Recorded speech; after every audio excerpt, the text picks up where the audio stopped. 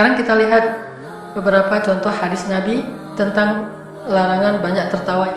La tukthirud dhahik fa inna kathratad dhahik tumitul qalb. Janganlah kalian banyak tertawa, karena banyak tertawa akan mematikan hati. Hadis riwayat Tirmidzi dan Ibnu Majah, disahihkan oleh Syekh Albani, seorang ulama hadis. La tukthirud dhahik, jangan banyak. Jangan banyak. Berarti ada yang boleh kan ya? Yang boleh yang mana tadi tuh? Aidain, hari pernikahan, hari kelahiran, ketawa yang memotivasi, ketawa yang sifatnya sekedar hiburan, yang spontan saja, tidak masalah. Nabi Sulaiman pun pernah ketawa kan? Fatabassama dhahikan. Surat Naml. Fatabassama dhahikan. Lalu Sulaiman tersenyum dan tertawa. Kenapa ketawa? Kenapa Nabi Sulaiman ketawa? Gara-gara ngedengar semut sibuk kan? Semut pada beresin jalan. Hei, netralisir jalan, Sulaiman mau lewat. Maka Sulaiman mendengar ucapan semut, rajanya semut. Lalu dia ngelihat mereka pada sibuk lari-lari. Kan lucu tuh, kecil-kecil pada lari tuh. Gimana semut lagi lari? Kita seringnya ngelihat semut salaman kan? Pernah ngelihat semut lari rame-rame? Jarang kecuali diusik. Sulaiman ngelihat semut itu bukan salaman, semut itu pada lari sibuk gitu. Sulaiman merasa takjub dengan pemandangan itu. Pertama, bersyukur sama Allah. Kedua, melihat betapa semut ini baik-baik banget, fitrah. Dia mau ngasih jalan, padahal ini kan jalan kecil sekali. Kok kita kan punya banyak jalan lain, tapi dia kasih ngalah demi Sulaiman, dan dia ingin mendukung dakwah. Sehingga Nabi Sulaiman melihat fatabassama, tersenyum. Habis itu dhahikan. Entah apa yang terjadi, pokoknya dhahikan, ketawa, bukan cuma senyum. Ini ketawa boleh. Makanya kata Nabi, bukan jangan ketawa, bukan jangan banyak ketawa. Sebagian besar alasan ketawa itu nggak baik, sebagian kecilnya emang baik. La tukthiru dhahik, jangan banyak ketawa. Fa inna kathratat dhahik, kebanyakan ketawa itu tumitul qalba, bisa mematikan hati. Arti mematikan hati apa? Apa indikasi orang yang hatinya mati? Qaswatul qalb. Qaswatul qalb itu salah satu indikasinya adalah suka menunda-nunda taubat. Itu hatinya udah mati. Orang kalau udah banyak ketawa malas taubat. Dua, tidak lagi berkesan dengan ayat Al-Quran. Tiga, susah untuk mencerna ilmu. Empat, susah khusyuk dalam sholat. Lima, mudah berbuat dosa. Enam, suka membantah. Ini semuanya indikasi hatinya keras atau sudah mati. Banyak kan? Termasuk orang Yahudi itu, summa qasat qulubuhum min ba'di dzalik. Maka keraslah hati mereka setelah itu. Apa indikasi kerasnya hati mereka? Bantah Nabi Musa. Jadi orang, kenapa umat Islam di Indonesia ini suka membantah ulama, suka membantah para asatiz, suka membantah orang yang solih? Karena kebanyakan ketawa yang nggak dianjurkan dalam Islam, sehingga gampang membantah. Kenapa anak-anak muda sekarang bantah orang tua terus? Karena kerjaan mereka kalau ngumpul ngapain? Ketawa kan? Anak muda itu kalau udah ngumpul banyaknya ketawa. Hang out, ketawa terus. Sehingga pulang ke rumah ketika orang tuanya ngomong serius, nggak nyambung. Yang serius-serius itu nggak enak. Enak itu yang renyah, yang ketawa. Ini bahaya kalau udah berlebihan. Makanya akan membuat hatinya jadi keras, susah menerima kebenaran. Terus dari Aisyah, Nabi SAW bersabda, "Ma ra'aitu Rasulullah sallallahu alaihi wasallam mustajmi'an dhahikan hatta ara minhu lahawatihi innama kana yatabassam." Saya nggak pernah melihat Rasulullah SAW tertawa terbahak-bahak hingga kelihatan tenggorokan beliau. Beliau biasanya hanya tersenyum. Hadis Bukhari dan Muslim. Ketawa sih Rasulullah. Ini kan salah satu hadis. Ada hadis lain Nabi pernah tersenyum sampai kelihatan gigi kan ya? Ini kan beda-beda versinya. Artinya ketawa tapi nggak berlebihan, nggak sampai terpingkal-pingkal, sampai apa gimana gitu. Nggak. Itu selain mematikan hati, menjatuhkan muru'ah. Apa menjatuhkan muru'ah? Menghilangkan wibawa. Terutama nih bagi orang yang sudah usianya usia rijal, usia dewasa. Usia dewasa itu 30-40 tahun itu udah rijal. Jadi seorang laki-laki yang harusnya bijaksana kan? Kalau orang Arab untuk nambah kebijaksanaannya itu ada sunnah memelihara janggut kan ya? Biar kesannya bijaksana. Kalau orang Arab tuh janggut itu bentuk bijaksana. Terus pakaian, kata Imam Malik apa? Pakaianmu membuat engkau dihormati sebelum engkau duduk. Ilmu membuat engkau dihormati setelah engkau duduk. Jadi pakaian-pakaian yang rapi, yang baik, itu membuat seseorang dihormati walaupun dia belum bicara. Ilmu membuat dia dihormati setelah dia bicara, ketahuan dia orang yang berilmu.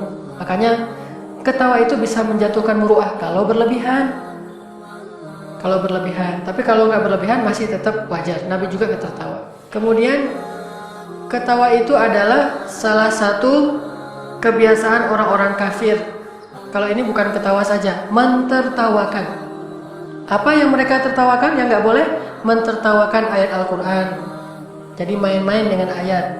Mentertawakan hadis, mentertawakan fatwa dan nasihat-nasihat. Mentertawakan, nggak diseriusi. Harusnya para sahabat itu kalau mau baca Al-Quran selalu bilang A'udzubillahi minasyaitonirrajim. Baca Al-Quran. Kenapa disunahkan ta'awuz? Fasta'iz billah, supaya nggak masuk syaitan pas kita lagi baca Quran yang mendengar. Lalu yang mendengar bilang sadaqallah, gitu kan?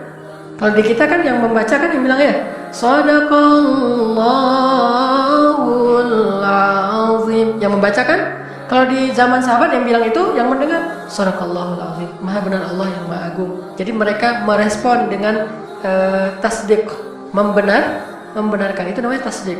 Orang yang suka membenarkan namanya siddiq. Membenarkan itu namanya tasdik. Dia benarkan sadaqallahul azim. Jadi serius kalau dengan Al-Quran. Nah di kita dengan Al-Quran pun masih bisa ketawa. Ayat Al-Quran dibacakan tapi dia ketawa, ini nggak boleh. Wa idza quri'al Qur'anu fastami'u lahu wa ansitu la'allakum turhamun. Gimana istima' dan insat? Istima' dan insat itu gini. Gitu. Istima' itu benar-benar masang telinga, mendengar dengan khusyuk. Insat itu diam, nggak berbicara sama sekali, bahkan nggak bergerak. Sampai ulama membuat sebuah perumpamaan, sahabat kalau dengerin Al-Quran itu nggak bergerak sama sekali, sampai kalau ada burung buat bertelur di atas kepala mereka itu bisa, saking nggak geraknya. Coba gimana cara dengar Al-Quran? Gimana nggak ketika selesai dibaca Al-Quran langsung hafal? Dibacakan satu juz, ya Rasulullah saya sudah hafal. Kenapa? La'allakum turhamun, kan Allah yang memberi rahmat. Kenapa kita kok nggak berkesan-kesan dengan Al-Quran? Karena Al-Quran hanya hiburan. Salah. Saya pernah bilang, jangan pakai Al-Quran, bacaan Al-Quran sebagai dering HP. Itu salah, itu nggak islami banget. Walaupun kita pikir, oh ternyata dia solehnya deringnya aja Al-Quran. Pas ada yang telepon, Bismillahirrahmanirrahim, Alhamdulillah. Nggak boleh memutuskan pembicaraan Allah karena pembicaraan makhluk yang nggak penting banget. Kadang-kadang cuma masalah kamu di mana, tapi harus pakai dering, diputus dulu Al-Qurannya. Nggak boleh. Al-Quran dibacakan untuk diistima, diperhatikan, bukan sebagai hiburan dering.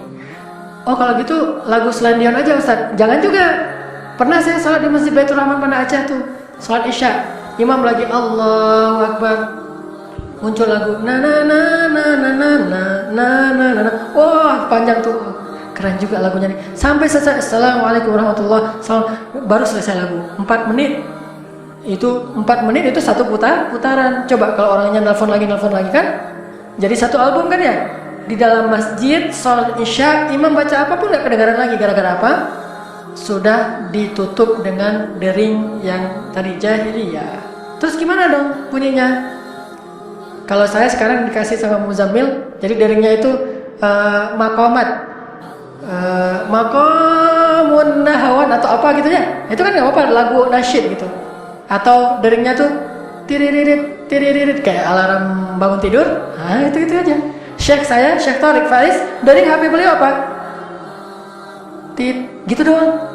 Jadi kita lagi ada pengajian, duduk nih ngaji Ihya Ulumuddin dengan Syekh Tariq di masjid. Lagi ngaji tiba-tiba tit, beliau lihat, halo, assalamualaikum. Ya, coba tit, coba luar biasa kan? Berarti telinganya masih bagus dan nggak ganggu orang. Kalau kita berarti telinganya nggak bagus. Kalau gitu nggak kedengaran. Perasaan nggak ada yang nelfon? Ya, karena suaranya tit, gitu. Berarti telinganya bermasalah tuh. Kalau beliau tit, langsung dibuka, assalamualaikum. Nah ini dering yang nggak ada syubhatnya, wajar-wajar aja. Makanya ini Mereka baca Al-Quran, tapi apa yang terjadi? Afamin hadzal hadithi ta'jabun wa tadhakuna wa la tabkun. Dibacakan Al-Quran, tapi yang dengar tadhakun, ketawa-ketawa, mentertawakan ayat Al-Quran. Salah satu yang ditertawakan oleh mereka apa? Surat Al-Muddathir, surat Al-Lahab. Siapa yang mentertawakan ayat ini? Al-Lahab, berarti Abu Lahab mentertawakan ayat tentang dirinya sendiri. Al-Mudaththir, Walid Al-Mughirah, bapaknya Khalid bin Walid, mentertawakan ayat tentang dirinya sendiri. Sa'uslihi sakar. Maka ini namanya tadhakun wala tabkun. Harusnya nangis tuh kalau dengan Al-Quran, bukan ketawa. Ini ya, mentertawakan Al-Quran atau mentertawakan nasihat-nasihat atau hadis Nabi. Fattakhadtumuhum sikhriya hatta ansawkum dzikri wa kuntum minhum tadhakun. Orang kalau udah banyak ketawa, ansawkum dzikri, lupa dengan pesan dari suatu ayat dan hadis. Kalau udah kebanyakan ketawa, pesannya jadi lupa. Kalau kebanyakan ketawa, nggak fokus lagi kepada pesan. Bahkan di surat Al-Anbiya itu, ma ya'tihim min rabbihim muhdatsin illa istama'u wa hum yal'abun lahiyatan qulubuhum. Mendengar Al-Quran itu sambil main-main sehingga hatinya menjadi lalai. Ini tawa yang dilarang, ketawa dalam urusan Al-Quran dan hadis. Tapi apa yang terjadi nanti di akhirat? Fal yawmal ladzina amanu minal kuffar yadhakun. Jadi ternyata orang mukmin itu ketawanya nanti di akhirat lebih banyak. Di dunia sedikit ketawa, banyak menangis. Di akhirat semua ketawa, tidak ada lagi menangis. La khaufun 'alaihim wa la hum yahzanun. Tidak ada lagi takut, tidak lagi sedih di akhirat. Di dunia memang banyak sedihnya. Walaupun tetap ada ayat la tahzan innallaha ma'ana, tapi tetap aja sedih. Mata nasrullah, ala inna nasrullahi qarib. Tetap aja sedih kan ya? Innama ashku bathi wa huzni ilallah, kata Nabi Ya'qub, aku curhatkan urusanku dan sedihku kepada Allah saja kan? Wajarlah sedih, tetapi sedihnya sedih yang sifatnya ujian. Nanti di akhirat dia nggak akan sedih lagi.